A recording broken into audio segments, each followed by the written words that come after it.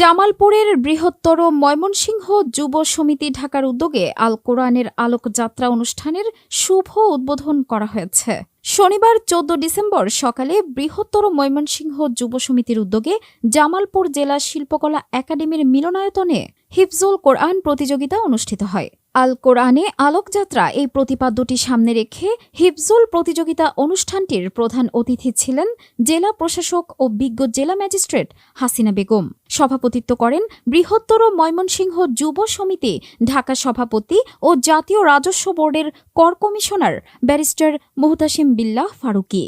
শুভ উদ্বোধন করেন বিএনপি জাতীয় নির্বাহী কমিটির সহ সাংগঠনিক সম্পাদক ও জামালপুর জেলা বিএনপি সাধারণ সম্পাদক অ্যাডভোকেট শাহ ওয়ারেস আলী মামুন। বিশেষ অতিথি হয়ে উপস্থিত ছিলেন জামালপুর বিজ্ঞান ও প্রযুক্তি বিশ্ববিদ্যালয়ের উপাচার্য প্রফেসর ড মোহাম্মদ মোশাররফ হোসেন, সরকারি আশেক মাহমুদ কলেজের অধ্যক্ষ অধ্যাপক হারুনুর রশিদ, সাবেক অধ্যক্ষ অধ্যাপক ড মুজাহিদ বিল্লাহ ফারুকী, জামালপুর পুলিশ সুপার সৈয়দ রফিকুল ইসলাম, শফিউর রহমান শফি সভাপতি, সদর উপজেলা বিএনপি জামালপুর।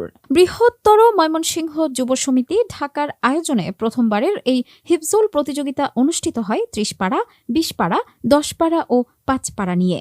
৪টি স্তরের প্রতিযোগিতায় জামালপুরের প্রায় ৩০০ প্রতিযোগী সহ বৃহত্তর ময়মনসিংহ বিভাগে প্রায় ১৪ থেকে ১৫০০ ছাত্র প্রতিযোগিতায় অংশগ্রহণ করে।